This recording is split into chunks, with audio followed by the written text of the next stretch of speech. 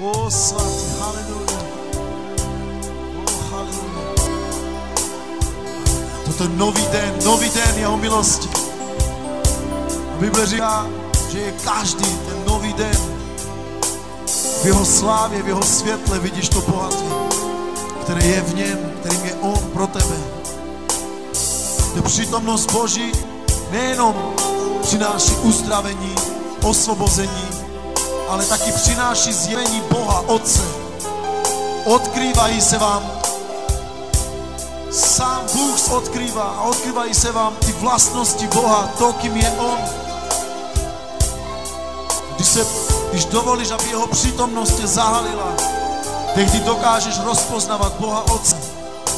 Dokážeš vidět to, jaký je dobrý, jak je velký a mocný. Vstup do té přítomnosti. Vstup do té přítomnosti.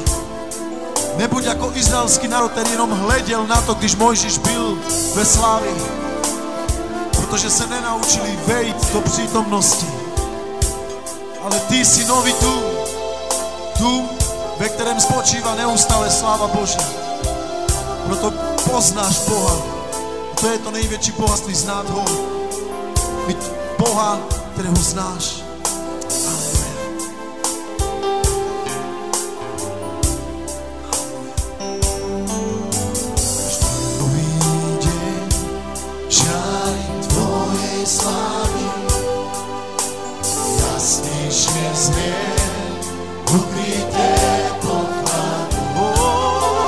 Krásu svetosti, ktorá mi v srdci horí. Moja najväčšia láska si ty. Každý nový deň žiari tvoje slávy. Jasnejšie znie ukryté poklady. Krásu svetosti, ktorá mi v srdci horí. Moja najväčšia láska si ty. veď má blízko trónu svetosti. Tým prúdom ma nes do večnosti. učiň ma svätým, prečistím vnútra. Moja najväčšia láska si ty. Veď má blízko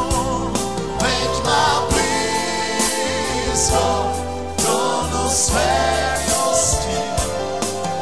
Ty prúdom ma nes do večnosti.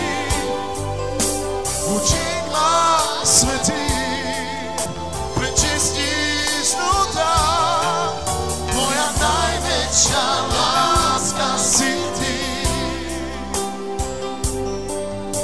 Každý nový deň žiari tvoje slávy. Jasnejšie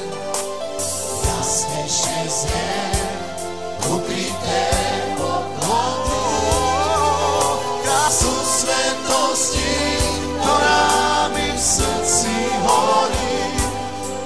Moja najväčšia láska si ty. každý nový deň žiari tvoje slávy. Jasnejšie znie ukryté poklady. Krásu svetosti, ktorá mi v srdci horí. moja najväčšia láska si ty. veď má blízko trónu svetosti. halleluja. Ty prúdom ma nes do večnosti. Učiň ma svätým, prečistím vnútra. Moja najväčšia láska